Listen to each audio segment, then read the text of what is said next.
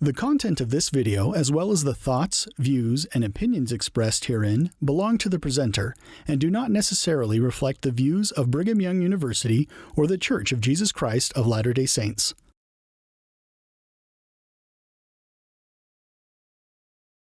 Well, last night at 5 o'clock, my daughter breezed in from California on an affair, and she brought her little son with her, little grandson. This morning, he's watching cartoons, naturally. And naturally, it's monsters and Superman, good guys against bad guys. The good guys are 100% good. The bad guys are 100% bad. The bad guys are bad because they're fighting the good guys. And the good guys are good because they're fighting the bad guys. That's the only reason that's ever given. Well, that's the story of the Jaredites, isn't it? The good guys and the bad guys fighting, but there are no between. We'll see more of that here. Now, some things here, we saw that they went from sea to sea. And remember, bear in mind that these people aren't of Israel. This is long before there's any Israel or anything else. This is blank humanity. Race is all mixed up. They came from the tower where everything's mixed up. There's no race, there's no religion or anything here, and yet this is the most deeply religious book in the Book of Mormon. You get somebody like the brother of Jared. What's the difference between them here? There are two religions. In antiquity, there are two religions always. Wherever you go, you'll always find the two. They're just the two attitudes that the Orphic mysteries explain. And there you have your two fountains, the two springs. On the left hand, you have the spring of Lethe, the spring of forgetfulness. Things pass away, and that's that. And the other is Mnemosyne, or anamnesis, as Plato calls it. The difference between remembering and forgetting. The one religion says the best thing you can have is forgetting. Die and get it all over with. A person is best that we were not born, and so forth. And so this is typical of the Romans. You see, where death is, we are not. Where we are, death is not.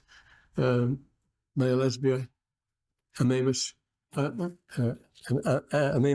vivamus atramamus, sole secidere, etridere possunt. The sun goes down, the sun comes up again. Noble simulacrum, okay, that looks. But one time our sun has gone down. Una est nox perpetua dormienda. There's nothing but one black night of nothing.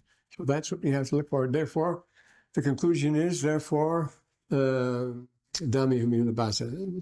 Let's get as much sex as we can while we can, and that's about it. Well, that you find everywhere. You find it in Egypt and everywhere else. On the other hand, there is the doctrine of mnemosyne, that memory is the greatest thing. That once you say, and it's always there. You'll never be able to get rid of it, you see. Without it, the anthropic system, without me, the universe is defective. I'm dependent on it, but it is also dependent on me, you see. There's something definitely missing. Our civilization, we're taking the position that there's too much life. Remember the only solution to the Lamanite problem? The Poland's in the air, make use of horse can already talk. The Lamanite problem is to get rid of the Lamanites. Remember, we will go up against them and cut them off from the face of the earth. That's our solution, you see. The same way all through the Book of Mormon. And like the citizens of Antioch, there are too many people in the world. If everybody in Antioch was killed in an earthquake, I'd be the richest man in the city, and that's what he wants to happen, and so forth. And so we kill a goat for God, we say. Deus vult. We have to get rid of many enemies as possible. That's the God of wars. And that's what we're devoted to, more or less, today. Keep population down. The funny thing is, the population is not a problem at all, from a certain point of view. But the Christ came to say that I come to bring them life, that they may have it more abundantly. See, I am the resurrection and the life. Not just the life, but the resurrection. Keep it going forever. And the idea that once it's there forever. This idea of mnemosyne, you'll never be able to forget, you'll never be able to stop. The Book of Mormon teaches us this. But here we're dealing with these rough, tough people, the Jaredites. And they crossed the sea, the Great Sea, which shows they were going east over Asia, the great central plains of Asia, which were flooded at the end of the last ice age. Everybody agrees on that. And they dwelt in tents, and then the Promised Land. The Promised Land is not a doctrine peculiar to Israel at all. Not at all. When the great Yadin was here, a little group of us met one time, we were talking about, what is your religion? He says, we don't believe in miracles, but we count on them. We said, then what do you believe in? I believe in the land, the promised land. That's my religion. But all these people that were driven out, they all talk about the promised land. That's the theme of the Greek lyric poets. They begin the period, the wandering poets, they're always looking for a promised land, whether it's in Egypt or anywhere else. They're always looking for, not utopia, but they're always looking for the land that was lost, the lost Eden, the paradise, the golden age. Every one of them is obsessed with that idea. There's a lost, a golden land, they're going to look for it again. So the Lord gives to Ether, not Ether, to the brother of Jared, he gives what he calls his thoughts on this subject of the promised land. And of course, the same thoughts are those that you find in the Book of Mormon with Israel and with the Nephites. Of course, and we have it here in the 3rd chapter. And it's the usual thing. This is a land of promise. Whatsoever nation shall possess it shall be swept off, and the fullness of his wrath comes. And the fullness of his wrath cometh when they are ripened in iniquity. You notice it's when the cup is full. He uses both expressions here, fullness and ripeness here. He says the same thing in the 8th verse. And then he says again in the 10th verse, it shall be swept off, for it is everlasting decree of God, and it is not until the fullness of iniquity that the children of the land are swept off. See, the preceding verse, he called it ripeness. When the fruit is ripe, there's no point in letting it get riper. It'll just rot. The 10th is when the cup is full, you can't dilute it anymore. You just got to throw it out. It is not until the fullness of iniquity among the... So he's going to hold out until the very end. Well, how far have we got to go? And this comes to you, O ye Gentiles. This is being addressed to the Gentiles. See, the story of Ether is the story of people that were never heard of the gospel, that they did after all. They had it down from Noah. O ye Gentiles, and not continue in your iniquities, as you have been doing in the past. And then it talks about the freedom, and then they crossed the great sea, and they dwelt in their tents. And he says, my spirit will not always strive with man. These are my thoughts upon the land, which I've given you as an inheritance.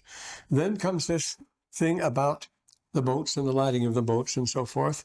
This has caused more merriment and mockery than any other aspect of the Book of Mormon. So we'll refer to it quickly here. Yes, this is according to J.C. Bennett. You know, this is the famous Dr. Bennett, J.C. Bennett. The book of the story of the Jaredites was the climax of all Joseph Smith's indiscretions, in which he used his utmost endeavors to see how far he could impose upon. Now, this is J.C. Bennett was once mayor of Nauvoo, and Joseph chose him for a counselor. And he says, who used his utmost endeavors to see how far he could go, he could impose on the gullibility of mankind. It would be useless to make any further comment to prove the absurdities of this extraordinary book than the story of the Jaredites. And then Taylor in 1857 says, this story is nothing less than a libel on the wisdom of God. It seems impossible, another investigator says, for sensible men to credit such trash. My soul is filled with disgust at this monstrous absurdity. We're talking about Jaredite and ships, you see. This is the Reverend C. Fenrick Ward as he perused the pages of Ether. I dare not trust myself to comment on it. The incredible things in this incredible book, says H.C. Sheldon, no item, perhaps, more fantastic than that which recounts the voyage of the Jaredites to America in very peculiarly constructed barges. Anyone who can believe this story ought to feel obliged to challenge the historicity of any marvelous tales of Alice in Wonderland. In 1956, as late as that, Mr. Biederwolf finds the fantastic story of the passage of the Jaredites to America. One of the tales of Baron Munchausen and Alice in Wonderland are certainly put to the shade. Well, first about the ships, an important clue to the ships is the Lord tells us in 6 and 7 that they were built on the same pattern as Noah's Ark. Now, we have, to get Noah's Ark from the Bible, you never get a picture of what it was like. You have big blocks. I gave the publishers here a beautiful old 16th century engraving I had of Noah's Ark, so utterly fantastic. But we have the Babylonian account in the First Kingdom, and then you have the Sumerian account discovered by Hillcrest. It goes way back. We have two very old accounts of the story of Utnapishtim, of the flood story, and they describe the ark. And it's a very good description, and it matches the ships that Jared made very closely. And we won't spend much time on it, but it's an interesting thing. They were built on the same pattern. Well, that's the clue. See, we built them like Noah's Ark. And what was Noah's Ark like? Why don't the critics laugh their heads off at the ark? And we now know what it looked like. Can these non-biblical documents really tell us? Of course they can.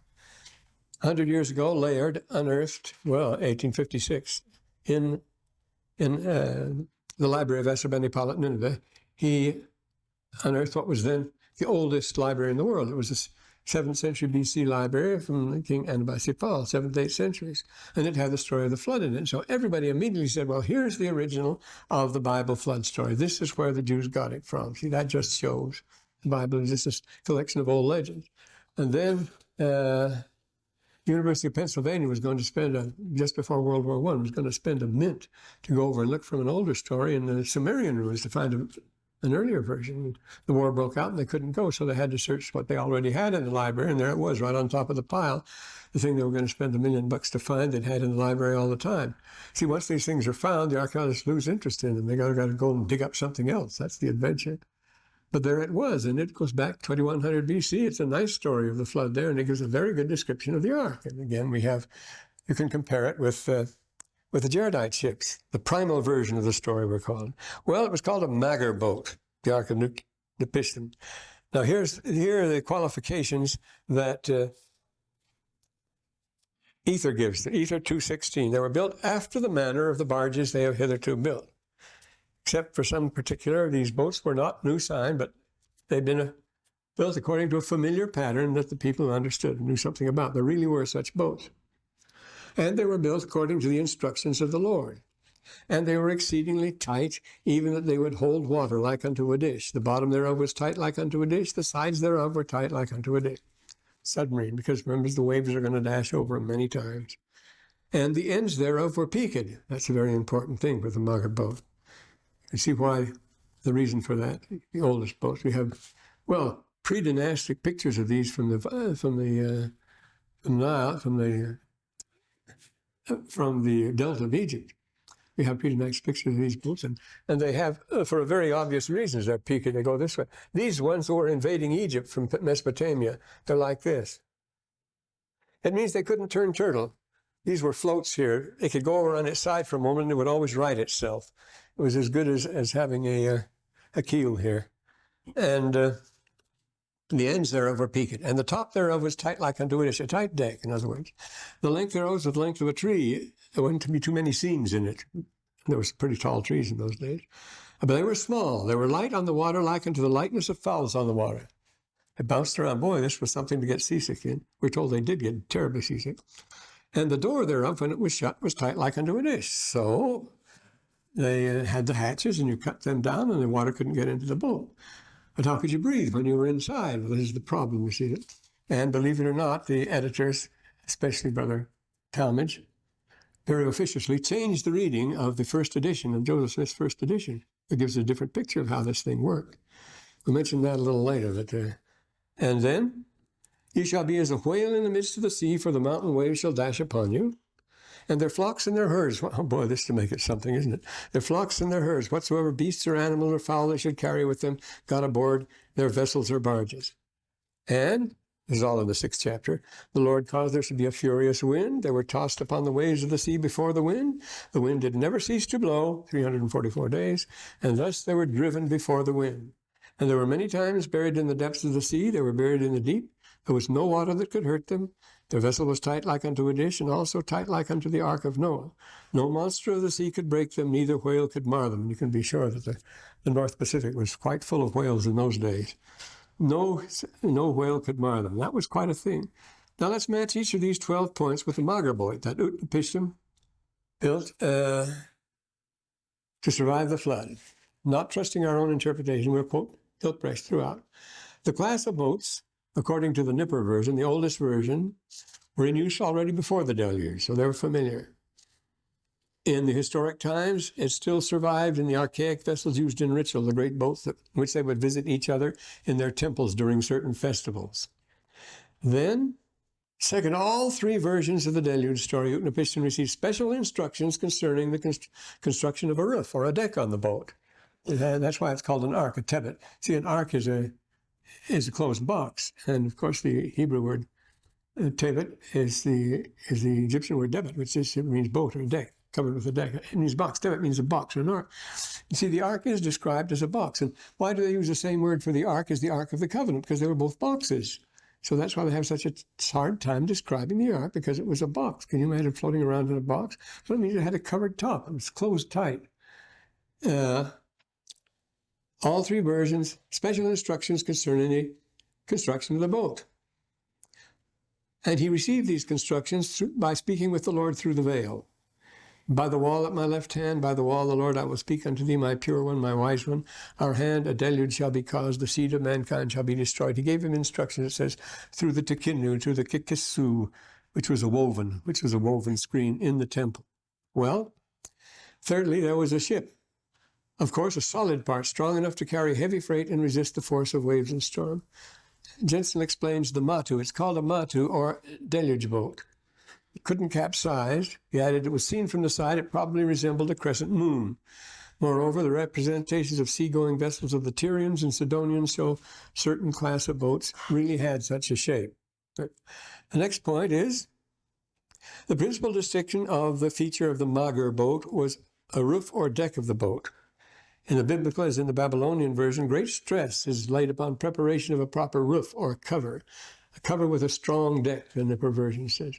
With a deck as strong as the earth, the second Nippur version says. Let the deck be strong like the vault of heaven above. This emphasis on the tightness and strength is very important, see? Then, lines containing brief statement of the measure of the ark have been effaced by in the Nippur version. We don't know how big they were. It says simply, its measures be in proportion, its width and length shall correspond. But they only built one ark, you see. Furthermore, in the first Nineveh version, the boat had a door which was shut during the storm flood. Well, we see that in the same thing with Ether. The various names of the boat designate it as that which is closed by a door, practically a houseboat.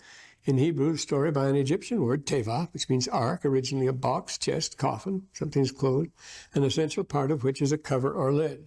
8, the boat had a door to be shut during the storm flood, and at least one air hole or window. And napishu means air hole, breathage. Nafasha means to breathe. Nifs is Arabic word, nafash is to breathe, because nefesh, the Holy Ghost, nefisha, spirit.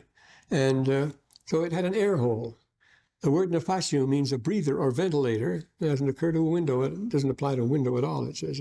And that's the word we use in the Book of Ether, too, where it says they unstop when they shall. Well, we'll see what it is. The vessel built by Utnapishtim being such a houseboat or magar, this word could subsequently be rendered ideographically as matu, deluge boat, magar boat, houseboat, in which gods, men, and beasts live comfortably, protected against the waves washing overboard, the driving rain from above against the inclemencies of weather, wind and weather. The fact that the magar boat was to be built was to be completely submerged gives strong support for this, it says. In the magar boat, quote, men and beasts live comfortably. In the second Nineveh version, is take the domestic animals of the field with wild beasts in the field as many as he will. Of course, that's the whole story of Noah. This is the ark. He got all the animals in. He got a lot more animals than the Jaredites got. With wild beasts, feed as many as eat grass. The Nippur version mentions beasts of the field, birds of the heaven. C.S. Kuhn, writing in the earliest water transportation, says, dogs howled, pigs grunted, cocks crowed on these seagoing barnyards. The idea that the oldest sailing vessels may have been built for a specific purpose of transporting men and animals together, often for vast distances, that seems strange to us. But the Asiatic river boats mentioned in point 1 keep the whole household afloat for months with their animal and poultry, an idea which, like the riding of buffalo, seems utterly strange to us. And the storm winds, is the Babylonian versions. The storm winds with exceeding terror, all of them together raced along with a deluge. The mighty tempest raged with them, and the mighty ship over the great waters the storm wind had tossed. Thus the Sumerian version. Jensen explains the matu is a deluge boat. It's driven by the wind. It's not a sailing vessel. There are no sails ever mentioned. They don't need to be, you see. Though driven by the storm, it had, quote, nothing in common with a boat in full sail, and nowhere is a sail mentioned. Nor would it have been of much use, been rent to shreds in a minute. Driven before the wind all the way, these fierce winds. Notice they both say exactly what the Book of Ether says. It matches. I mean, we don't need to question this thing as the absurdest thing ever written anymore. You think? It was nowhere is a sail mentioned, says Helprich. Nor would it have been of much use in such a hurricane as described. Besides, we observe that the pictures of the Tyrian boats referred to have no sails. Magar boat was driven by the wind, but not with sails. And finally, 12th, it shall be a houseboat carrying what is saved of life, and its purpose being to preserve life and full protection against the waves washing overboard. Now there is the that being about the air hole unity, that has been changed, as I said, by some. And in the Jensen explains here, the deluge boat, not because it was a sailing boat driven by the wind, but rather a hurricane boat, a bubu shubtu, but because it possessed certain qualities which rendered it especially effective during the deluge, when its exclusive purpose was to carry the remains of life and to protect man and beast against the water. It's not the one I was looking for. Let's right back here. Oh, here we are. And the Lord said to the brother of Jared, thou shalt make a hole in the top thereof, and also in the bottom thereof. And thou shalt suffer the air. When thou shalt suffer for air, thou shalt unstop the hole. There doesn't say open the window. You shall unstop a hole. It's a very different thing from talks about opening windows, but this is something else. There's a hole in the top. What is this? An air compressor they've got. Something hole compressed there. Thou shalt unstop the hole thereof and receive air. And if it so be that the water come in upon thee, behold, you shall stop the hole thereof, that ye may not perish in the flood. And then notice the hole thereof, the hole of the water. And there's the hole of the air and the hole of the water, that you may not perish in the flood. An exacting editor, by removing the very significant thereofs, when we say receive air, when you suffer from air, you unstop the hole thereof. That means air hole, and receive air. See, not quite. But he removed the air. The thereof, and he said, when you suffer from air, you shall unstop the hole and receive air. And he hasn't mentioned thereof, meaning, of course, air hole. Made it to appear that when Jared wanted air, he had to open the top window of the boat to admit fresh air, but that's the very time he had to keep it closed. When they didn't have air inside, they had to keep it closed because the waves were dashing outside. You had to keep it closed then. That was not what the original of the Book of Mormon says. For one thing, the ships had no windows communicating with the outside. You cannot have windows, you see. Each ship had an airtight door, we're told, and that was all. Air was received not by opening and closing doors and windows. Only, it says, when they were quiet and riding on the surface, then they could open the window and replenish the air. But he says, but by unplugging air holes, thou shalt unstop the hole thereof and receive air. This being done only when the ship was not on the surface. When thou shalt suffer for air, that is, when the ships were not able to open the hatches and replenish their air, something like this. Well, this can only refer to a reserve supply of air, and indeed the brother of Jared recognizes that the people cannot possibly survive on the air contained within the ships at normal pressure. We shall perish, for in them we cannot breathe, save it be the air which is in them. Therefore we shall perish. So the Lord recommended a device for trapping, compressing air with a hole in the top thereof and also in the bottom thereof, not referring to the ship, but to the air chamber as well. Again, the peculiar language, unstop an air hole. When thou shalt suffer for air, thou shalt unstop the air thereof and receive air. When the crew find it impossible to remain on the surface, and if so, that the water come upon thee, they are to plug up the air chamber. You shall stop up the hole thereof, that you may not perish, to keep the air after you have replenished. And so it goes. But anyway, much more important than that is the conversation the Lord has with Brother Enoch on the subject of light. We shall not get light. When he's told how to build them and so forth. And he says, in the second chapter already, still in the second chapter, Lord, I have performed the work which thou hast commanded me, and I have made the barges according as thou hast directed me. But there's something wrong. O Lord, in them there is no light. Whither shall we steer? And we shall perish, for in them we cannot breathe, save it is the air which is in them. They know that. You see, therefore we shall perish. And then the Lord gives the instructions here, which have been changed in our book. You see, unstop the hole and so forth. They have a compressor. We cannot have windows, for they shall be dashed in pieces. Neither shall we take fire. The Lord tells them you can't have windows for light, and you can't take fire. That's interesting. It used up all the oxygen. That's out of the question, you see. For you shall not go by the light of fire. Behold, you shall be as a whale in the midst of the sea. So what will you do? The winds which I have caused to gone forth and the floods, what will you that I should prepare? So the brother of Jared says, what will we do for air? And the Lord always answers in this way. Well, what ideas do you have on the subject? He must contribute. That's the whole idea. After all, the whole company could have been taken through the air across the Pacific just like that. That wasn't the idea. We all have to go through this. And so he asked the brother of Jared, well, what ideas have you got on the subject? What will ye that I should prepare for you, that you may have light when you're swallowed up in the depths of the sea? Well, he had an idea. Jared, now the number of the vessels had been prepared was 8. He went forth unto the mount. It was called Shalom. Shalom means high, safe, secure. The word shalom is derived from that. Remember, shalom means you're safe. If you're shalom, shalom is a ladder, a high place, you see. So if you're going to a high place, and it is a safe place, secure place, is shalom. And he goes to the highest mountain around. And Moses does the same thing. Lehi, Nephi does the same thing. So again, this is a pattern. And he melted out 16 stones. Well, how did he know how to do that?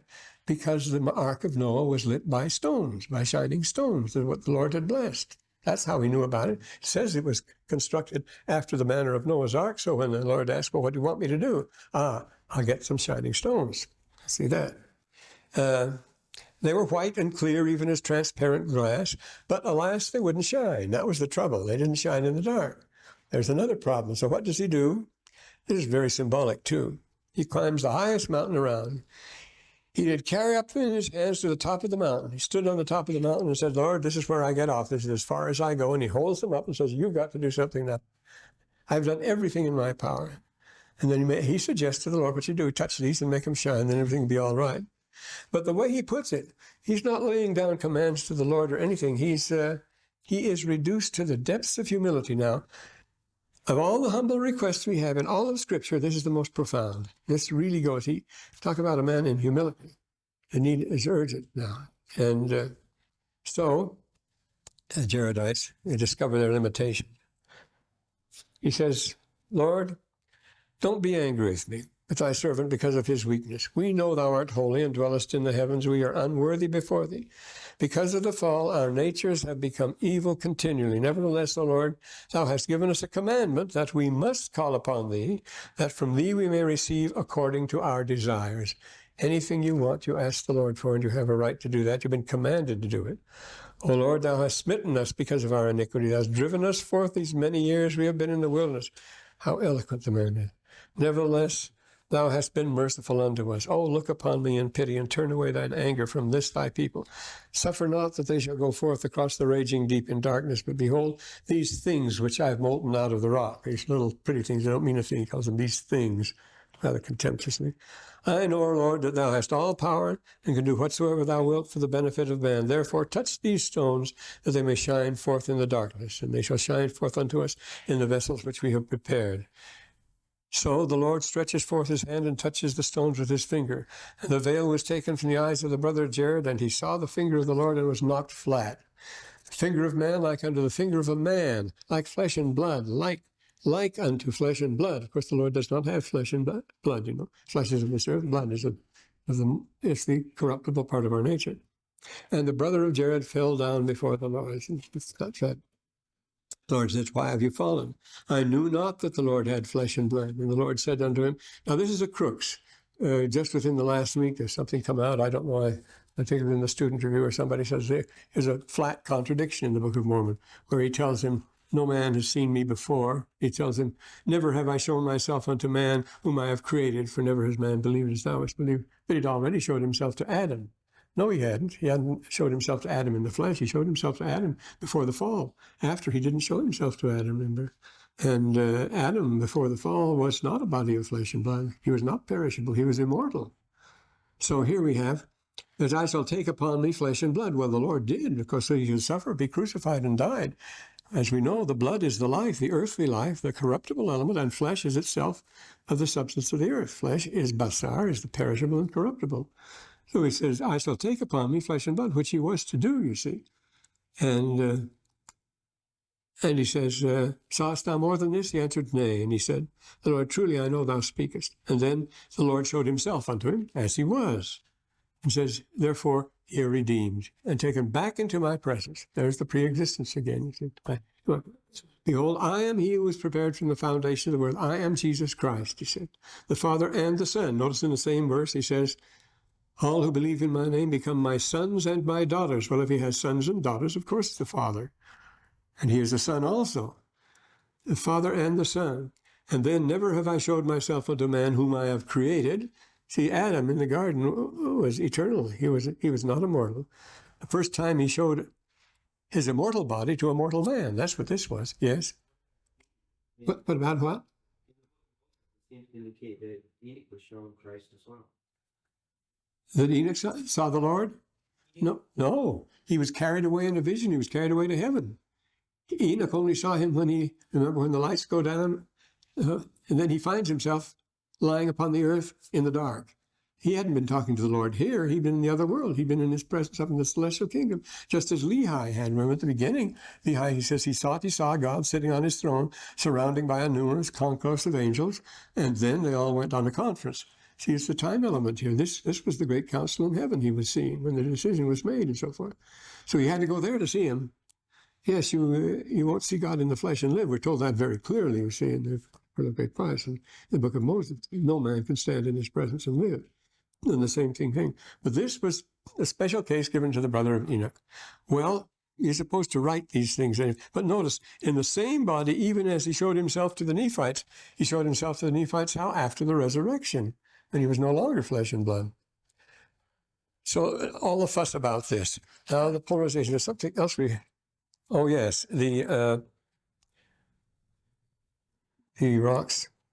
I want to talk, because the time is limited, about this polarization. We've been talking about that. We've been talking about that all along, haven't we? Faith no longer, but nevertheless, there's some things here. That, what did I have here? Well, it mentions elephants. You notice that elephants are never mentioned in connection with the Nephites, just with the Jaredites. Just in the very early days, you find them on the continent. And they were used. They're easily tamed, as you know, in India. And how did they cross the waters? The 6th chapter. How would they endure those terrible situations? We said we had sing-ins. We just sang all day long and enjoyed it, you see. I was 30 days crossing the Atlantic on one occasion, and the only way we could possibly endured was to sing all day. As you sing it, notice. And it came to pass, the wind did never cease to blow toward the promised land while they were upon the waters, and thus they were driven before the wind. And they did sing praises unto the Lord. Yea, the brother of Jared did sing praises unto the Lord, and they did thank and praise the Lord all the day long. And when the night came, they did not cease to praise the Lord. That's how they lived through it. They had these super sing-ins. It can be quite invigorating, to keep on. And we have Moroni's commentary here, and the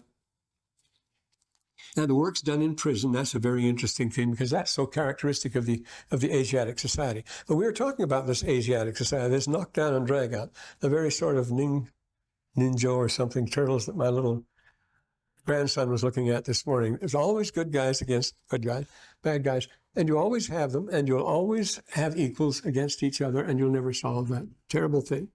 And how this works, I give an example here. In the 4th century, St. Basil is writing about it in his century. In a confused political situation, he says, everybody wants to give orders and nobody wants to take them. Men are willing to cooperate on anything only as the most effective means of crippling a common enemy, after which they turn against each other. The final survivor, disputed number 1, was Constantine the Great. This was in Antioch too, remember, the city where everybody wanted to be wiped out so I'd be the richest man left. The final survivor and undisputed number 1 was Constantine the Great. He interrupted and made him stop fighting. But, to quote our own study on the subject, no sooner had Constantine removed this last civil and military liberty between the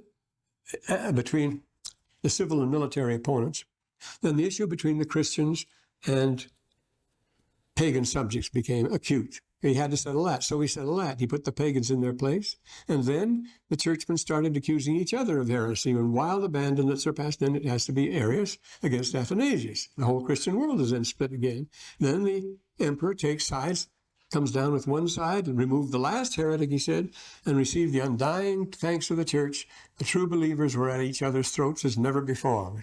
And so this is the way it goes. And this... Nowhere is this process more sharply brought into focus than Moroni's inserts in his father's book and his own on the supreme results of polarizing here. Here the Jaredite business and something here. Now, this is a very important principle, that the two poles conceive an ever greater antipathy to each other. The more they're alike, the more they come to be alike. Everyone knows that like poles repel each other and only opposite poles attract each other. It was the custom of the emperors, now we're talking about right from the beginning, as soon as Trajan and Hadrian took over and took all half of Asia and so forth. Then the trouble began, the two worlds fighting each other. It was very old. Of course, it goes back much older than that. It goes back to Battle of Thermopylae goes much older than that. It's always been going on. The emperors of the East and West fighting each other. The emperor, in this case, of Roman Asia. I have particularly Justinian and Chosroes in mind, both very powerful emperors, a revived empire. The emperors of Roman Asia describe themselves in absolutely identical terms, while each accuses his rival of being nothing but a base forgery and depraved imitation of himself. This is not a real clash of ideologies at all, but only a rivalry of parties animated by identical principles, have the same objectives. What they're both after is the Book of Mormon formula, power and gain. And the secret of commanding loyalty on both sides was, of course, to play up the wickedness of the other. The empire of the 4th century was, this is when Rome collapsed, you see, and was its very strongest, biggest army and everything else. The empire of the 4th century was a world of displaced persons, inevitably drawn toward the big city. Just in the last 2 months, Cairo's gone up another million. There are now 15 million people living in Cairo. Inevitably drawn toward the big city. To take place of the old lost loyalty to hearth and homeland, a prisca fides, the primitive belief and faith, strong measures had to be taken. New super loyalty was needed to guarantee the permanence of the social order. Men were taught to declare allegiance to a super thing, a noble abstraction, loosely designated as Romania or Romanitas, the binding cement which was carefully cultivated in hostility to barbarian. We're the Romans, they're the barbarians. Well, same with the Babylonians, same with the Muslims. Agar Pakatus, Agar Hosticus with the Romans, Dar al-Islam, Dar al-Harb. And you see that's being very strongly emphasized. You're never going to come to agreement with the Iranians or the Iraqis as long as they say Dar al-Harb, though Islam means to submit. All those who have submitted are, and it means peace also, Salam. Dar al-Islam, all who have submitted are the real people. And all outside is the Dar al-Harb. And they threaten us. They're always being threatened. So that's why the emperor expanded. They couldn't stand anyone beyond their borders but threatening them.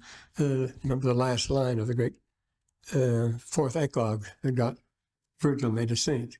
Pacatum curriget patris virtutibus orbem. The emperor must inevitably rule over a pacified, or there's Islam, pacatum agapacatus, pacatum curriget. He must reign over a pacified earth. All the earth must be pacified under his rule, according to patris virtutibus, according to the virtues of our virtuous ancestors. We're the virtuous people, and we're doomed. We must rule the earth because we're the good guys. And and Barbaria is the threatening world of the steppes of Asia. It's no more a fiction of government propaganda. It was real and intimate. There was real such a contrast. It was the age-long struggle, this is quoting J.B. Bury, to repel, check, or annihilate a perennial enemy. He says, the eternal question, the strife between Europe and Asia, between East and West, between Aryan and non-Aryan, all around the civilized periphery of Asia, the horrors of the heartland had for centuries been dealt with in the same way. I talked about geopolitics, the basic driving mechanism of history. Remembering that the weather is always the thing that gets things moving, always. And of course it is in Book of Ether too. Remember the terrible winds, the towers destroyed, these terrible winds, the burans never cease to blow. The hordes of the heartland had for centuries dealt with in the same way, by subtle and disruptive diplomacy, by long and costly limes, those are lines, walls, by punitive deterrent expeditions when all else failed, by the reluctant absorption of their barbarian conquerors. More. Well, this is interesting. I might as well conclude it too. To command loyalty became part of the public education policy. To the lessons of the schools, carefully supervised by the government, was added a more aggressive policy of deliberately widening the gulf between the two worlds, planned polarization. For centuries, barbarian and Roman, East and West, had been mingling on terms of the greatest intimacy, producing a borderline culture which was quite impossible to draw the line between one culture and the other. Priscus, who was sent back in the 6th century, remembers quite casually the presence of people from the West visiting relatives in the camps of the Asiatics. He notes the busy coming and going of merchants between the two worlds. He describes the kind hospitality shown him, a complete stranger in the home of the Easterners. But with this, he gives us the other side of the picture, the official side, the ubiquitous activity of spies and agents in Roman pay, the infusion into the very court of Attila of large sums of Roman money to corrupt and divide, the insane mounting conviction of the rulers of the two halves of the world, both barbarians, each that his was the divine calling to liberate the human race from the intolerable ambition of the other. The Jaredite and Roman examples before us return to the two most notable exponents. So the thing is, it still is going on today. That's right. I'm quoting from 2 books here. You may recognize the one. It seems melodramatic, writes the first author, to treat the 2 poles of human experience, who are very important, man. Experience represented by the United States and Soviet Union. This talk was given 10 years ago. As the equivalent of good and evil, light and darkness, God and the devil. Yet if we allow ourselves to think of them that way, even hypothetically, it can help clarify our perspective of the world's struggle. And strange things, we have to do exactly what they do. We have to react. Every time we don't act, we react. That's what Satan does. He has to react. All his power is to destroy. He can lie, but after a statement has been made. And all the things he does the 4 things that Joseph Smith said we must never do under any circumstances. Namely, accuse. See, Satan is diabolus. Devil means accuser. He's the accuser of his brethren, the scripture calls. Never accuse. You must never aspire. First of all, never aspire. Joseph said Satan aspired, and that was his undoing. He aspired to greatness. You must never contend. The first rule to the Nephites was, there shall be no more contentions among you, as there have been in the past, for all contention is of the devil, and you must never coerce. You must never force. And that's the way the devil works. But that's always reacting to something someone else has done. You never initiate your own doing, you see. And so we have this here. Evil leads repel us. There are just 2 poles, and we are all at one pole, and they're all at the other. They're even like the 2 things in the film this morning. The bad guys are good because they're fighting the bad guys. The bad guys are good just because they're fighting the good guys. That would make them bad, and that's all. That's as far as you need to go. So their evil deeds repel us. Strange to say, we do everything they do because they force us to. Now I'm quoting here. Soviet strategy is not defensive. It is designed to secure victory. The only answer for us is a strategy of victory on the Soviet side, is a strategy of victory for the West. If they play dirty, we too can fight the Twilight War in the hazardous mufti of the CIA. Well, we have been giving our lectures on human rights. No more of that. We now do everything they do. We must fight them because they do all those bad things. And to fight them, we must do all the same bad things, he says. Thus, just like them, and I'm quoting here, we must give up desirable social goals to attain military aims. We have no choice but to counterpose our military strength to that of the Soviet Union, which of course leaves them no choice but to counter ours. This is the way to avoid defeat, he tells us. Finding ourselves constantly threatened, we should be as much a threat to them as they are to us. Declare ourselves as free to forage on the Soviet side as they have been to forage on ours. The Soviet leaders can be utterly ruthless if they use power. We must do the same. Only if the West develops a sense of purpose equal to theirs, though different from theirs. How different is it? Well, we go on here and so forth. And equal is, by their definition, a rival. No reconciliation, no coexistence, no avoidance of war is to be thought of, because they will not allow it. The thesis of Mr. Nixon's book, if not his life, is that we are constantly being threatened, and that there's only one way to meet the threat, coming as it does from the source of irredeemable evil, etc., etc. And that is, now we're quoting, is power. To meet the challenge of our survival, we must drastically increase our military power, shore up our economic power, reinvigorate our willpower, strengthen the power of our presidents, and develop a strategy aimed not just at avoiding defeat, but at attaining victory. Victory requires knowing when to use power. He quotes James and Burns then. Presidents must have a will to power. They must constantly search for power. Build it, if necessary, out of every scrap of formal authority or personal influence they can locate. They must be constantly guard against whatever power they have achieved. They must hoard power so that it will be available in the future. One man alone has the specific responsibility to ensure power, and that, of course, is the president. The effective use of power, that only experience can teach. At this point, naturally recall what Moses 6:15 says, especially Ether 8:16, where he says, well, in those days Satan had great dominion among men, raging in their hearts. From there thenceforth came wars and bloodshed because of secret works, teaching for power. He says here, the sine qua non, right here, the sine qua non of the conduct, exercise of power is secrecy. He must have secrecy. And so we have here, Moroni saying, remember, he's commenting on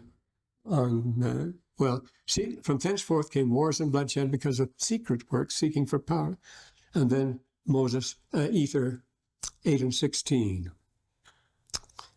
Moroni's statement says, talking about, still Moroni talking, see, oaths given by them of old who sought power, and they were kept up by the power of the devil to administer under people, to keep them in darkness. There's the secrecy, you see, to help such as sought power to gain power. There's the same part of the secrecy and the power. What he says here, to keep them in darkness so that such as sought power could go ahead seeking power. Granted that such power seeking is bad on their side, what else can it be on those who imitate them? Well, and so it goes on. Now, remember what the subject we're writing on is not just war you're talking about. There are very much other things, as you know, various facets. We must talk about that the next time, so you're getting off. And then we quote others here. But then on the other hand, we quote here, well, he says here, finally, in that short run, he says, Napoleon is wrong when he says it's spirit that always wins. The spirit, he says he's wrong. In the short run, that may be so, but we're not living in that kind of a world. The final analysis, victory goes to the side with the power. Power is the ability to make things happen, to set the course of history. Nothing could be more insane. The first law of Clausewitz in the history, classic work on war, the first law of war is uncertainty. You never can tell when a war begins what's going to happen, ever, ever, ever. And he says, yet we have the power, so we can set the course of history. Well, you know who that is speaking. The other one is a talk by Solzhenitsyn, and he says the same thing. His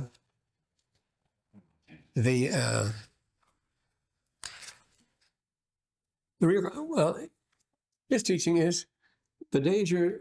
Nixon says the danger is that we're so different. No, he says the danger isn't that at all, but the danger is that we're so much alike. And then he shows, remember Solzhenitsyn, he tells us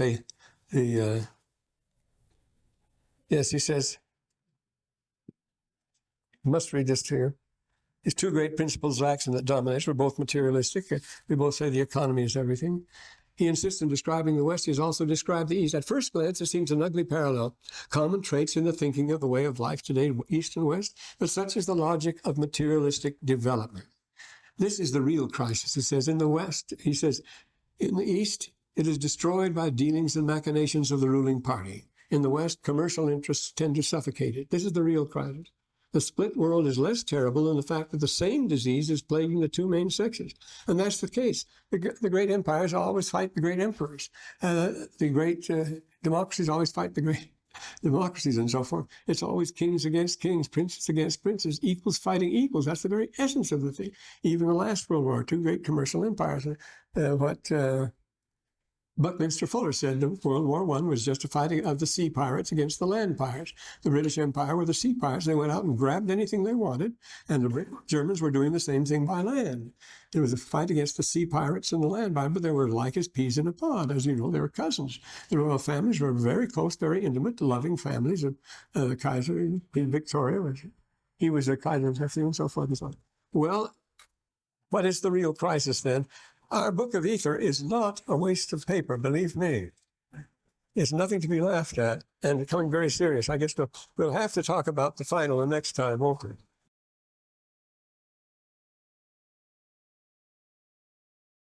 You mentioned Noah's Ark. Yes.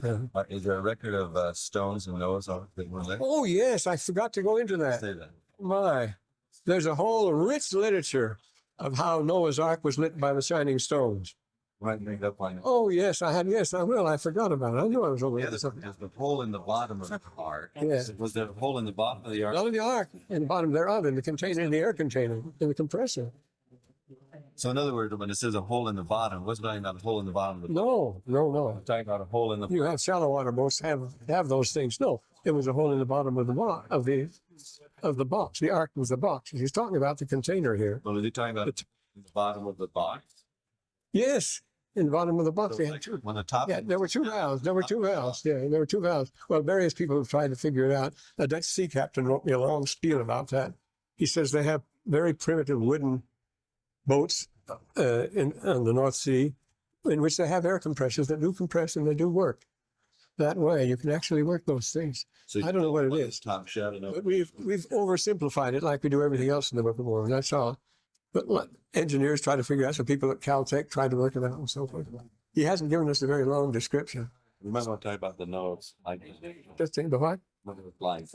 Oh, I'll mention the lights the next time. We have Moroni next time. And for the finger bones, the bones in the finger. Yeah. Is also the lamia. The which? It's salamia. Yeah, the top one. Yeah, the Salamia. Yeah, Shalom. Well, it's Shalom, Salam, Sulam, a ladder, you see, Sulam. And it's the Egyptian word for it, too. Yeah. For me, it just seemed like that would be the perfect word for Jared, for the brother Shalom. to name it would be because it's a high place. Yes, high port. A high port, that's it. So where he saw the finger of the Lord. And He's the safe, but that's true, too, the finger. But it was called Shalom first, I think, before he went up there. But remember how close that is to Moses on the mountain. When the finger of the Lord writes in the stones, he comes down with 2 stones too. right. But the Lord touches 16 stones, 1 for each end of the ark, you see.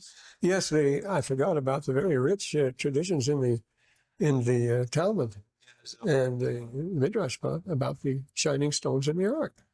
That was the Zohar. The Zohar was shining stone. They used to argue, say, no, it must have been the window. And I'd say, no, it can't have been the window because, again, the same trouble. So, yeah. Well, but I'd never seen that ninja business before. Gosh, what's the matter with this generation?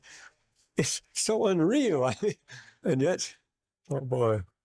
Trying to find new ways to kill each other. What a psychological note, yes. Yes, all violence, all physical. But no, they're not content with that.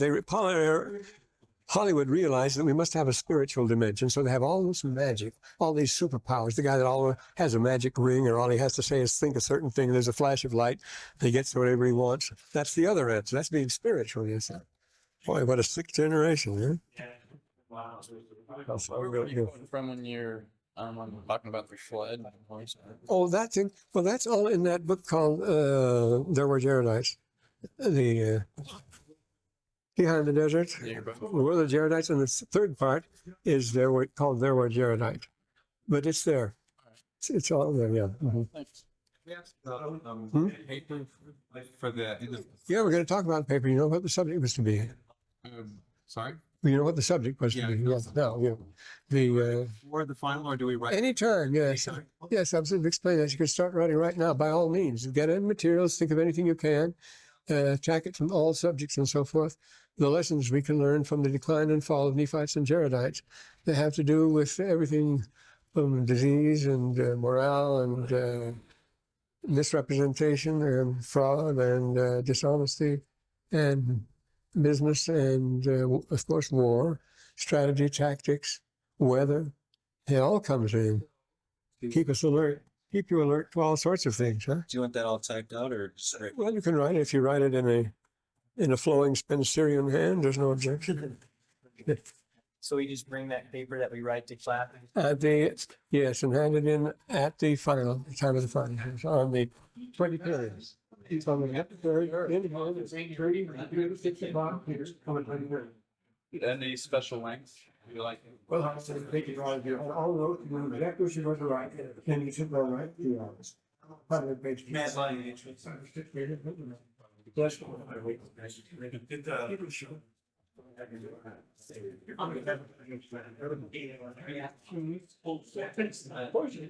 Both like crazy.